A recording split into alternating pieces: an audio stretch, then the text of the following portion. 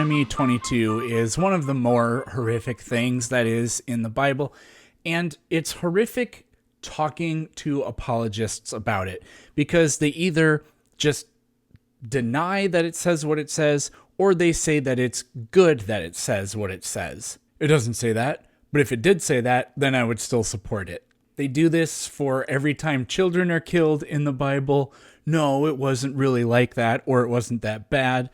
And then when you point it out to them, well, you have to understand that it's better that they were killed. Now, there were some people in the comments of this video that were taking pretty much the approach that it doesn't say that the woman was raped, which is more defensible than the position of, well, do you understand that in that culture, if a woman couldn't get married, then she could be in danger or something? Yes, you believe in a puny, pathetic God that can tell you you're not allowed to eat shrimp, but wouldn't tell anybody that you're not allowed to rape women. The relevant passages here are going to be from 22 to 30, and this is the New Revised Standard Edition. We have a few things going on. Here we have a man sleeping with another man's wife. Both of them need to be killed. We have a man meeting a virgin who is pledged to be married and lies with her, and they are both killed. If the man takes the woman who is pledged to be married and sleeps with her out in the country, then the man needs to die. And then finally, if a man meets a virgin, it doesn't say anything about whether it's in the country or in the city, but in this case it's different because the woman is not pledged to be married and he rapes her. Then he pays the father 50 shekels of silver and he has to marry that woman. And the most horrific thing about this is that that woman can never be separated from the guy who raped her. There are a lot of apologetic attempts to deal with what this says. And before I show you the specific comments, I'll just kind of give you the overview and what you should know and how to respond. One attempt is to say that verses 23 and 24 are not describing a rape. The man sleeps with the virgin woman who is pledged to be married, and they both need to die. Now, it doesn't use the word rape here, even in this translation. And the other thing people will point to is, well, since the woman didn't scream for help, then that means it was consensual. An important thing is that consent of a woman is not even a thought anywhere in the Old Testament. Rape is nothing more than a property crime against men, either fathers or husbands. A woman's virginity and her sexuality, those are property rights of men in the Old Testament. Now again, it doesn't use the word rape, but it doesn't really matter because if we contrast 23 and 24 with 25 through 27, this is just giving us a simple formula. If it happens in the city, kill them both. If it happens in the country, just kill the man. Because for verses 23 and 24, it says nothing about what to do if she cries out for help and is heard. And there are no verses anywhere that help clarify that. Also, what if she feared for her life? What if he says, if you scream, I'll kill you? What if simply nobody hears her? There are no details given for any of that. Again, yes, the word rape is not used and 23 through 24 does not describe it. But the formula here just simply says, no matter how the man and the woman who is pledged to be married end up having intercourse in town, you kill them both. Now, 25 through 27 does seem to be indicating sexual assault and rape. And it says nobody could hear her for she was out in the country. Okay, but what if she doesn't scream? If she doesn't cry out for help and is in the country, then why would you not put her to death? Notice how it doesn't say anything about that. Plus, all the man would have to do is say, she didn't scream out for help or she wanted it. You think they're going to believe the woman? Again, it's a simple formula. If in town, kill them both. If out in the country, only kill the one. Why is it like that? Who knows? Now for 28 and 29. So if a man happens to meet a virgin who is not pledged to be married and rapes her, and they are discovered, he shall pay her father 50 shekels of silver. Now apologists try to say that rapes is not the correct word to use there. They'll tell you that verse 28 is the same thing as verses 23 through 24. And they'll point to a few different things. One is they'll point to this thing where it says, and they are discovered. They say that's the same thing actually as verse 22 up here. If a man is found sleeping with another man's wife. Sir, we found your daughter's mutilated corpse in this guy's basement. Oh, well, since you found her, then that means that he didn't do it. The act of finding always absolves even the possibility of some wrongdoing. Now, there are problems with pointing to verse 22 as if that's consensual either, because the Temple Scroll, the Septuagint, and the Vulgate, they all render the verb found to be singular. The person found in this case is the man, meaning he's guilty.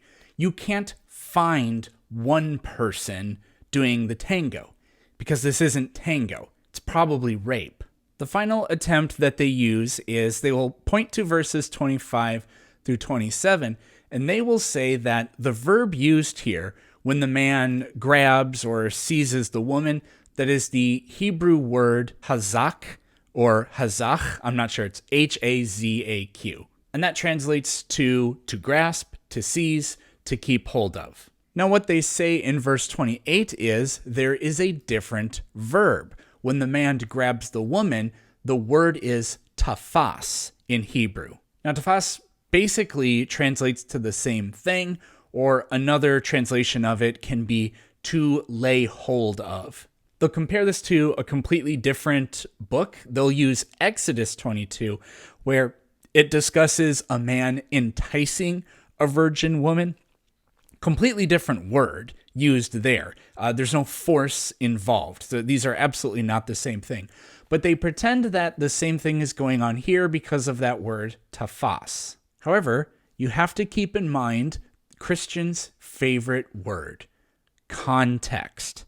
Yes, hazach and tafas are different words, but tafas is always referring to force and violence when the object of the verb is a person.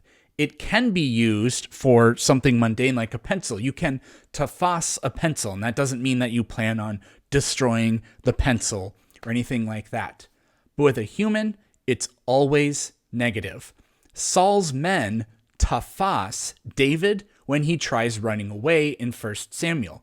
Elijah commands his officers to tafas Baal in 1 Kings, and the priests tafas Jeremiah in Jeremiah 26, and they say they're going to kill him. To tafas somebody, which is the word used in verse 28, is always negative. It's always bad, it's always against their will, and terrible things always happen. Now for the comments. Biker Mage had, that's a great username, had the excellent point. You're taking it out of context. Under what context is it ever okay for a rape victim to be married to her rapist? And ACGBLR says, well, you don't know what you're talking about. So they refer to the wrong chapter, Exodus. And again, in Exodus, it talks about a man enticing a woman. Completely different verbs. And the alphabet guy says, this shows you lack of understanding cultural as well as the parallel with that verse you brought out. Oh man, this is hard to read because of the grammar. You know that verse isn't saying they are property. Wrong there. The verse isn't saying they are property, right? No, yeah, they very clearly are. The reason that a fine is paid and that you have to purge evil and that this is a crime that has to be dealt with is because the property rights of the husband or the father are violated. That's how women are treated. And then he tries saying that the word used is seduced. No, you're talking about Exodus. In Deuteronomy, it is completely different. He seizes her. He either hazachs her or he tafases her. We went over the context of how those words work. In the Hebrew, it means to take hold of, more properly seduced. Nope, not at all. There's no mention of force, and as with the previous verse states that women need to say no or cry out for help if it is rape. Yeah, buddy, you have absolutely no idea how sexual assault works. If somebody held a weapon up to you, or if somebody who was just much bigger than you said, cry out for help and I'll kill you, what do?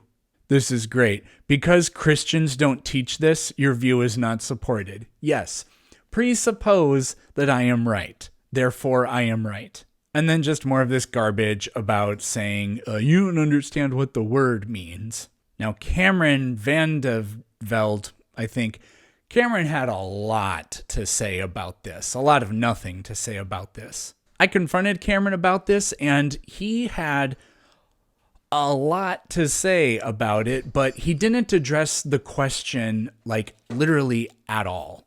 Did you know that gladiators rarely died in battle? That daylight savings time was originally intended for bug collecting? And that the man who created the Headless Horseman also invented Santa Claus? Learn the truth behind these and much more in my new book, Facts That Aren't True. Link in the description. So is Cameron a rape apologist or a rape denier? The Bible condemns rape as a serious offense. A serious violation of male property rights, yes. Let's look at the full context in the original Hebrews and these verses, blah, blah, blah. The first mistake that Peterson made is he's quoting the NIV translation. So I just kind of copy and pasted. NIV is always what I get, at least when I just Google whatever verse. I don't know why that is. I prefer NRSV, but that's just what popped up. That was the default, and that's just what I put up there. For those who don't know, the NIV is a thought-for-thought translation and not a word-for-word translation of the Bible like the King James versions.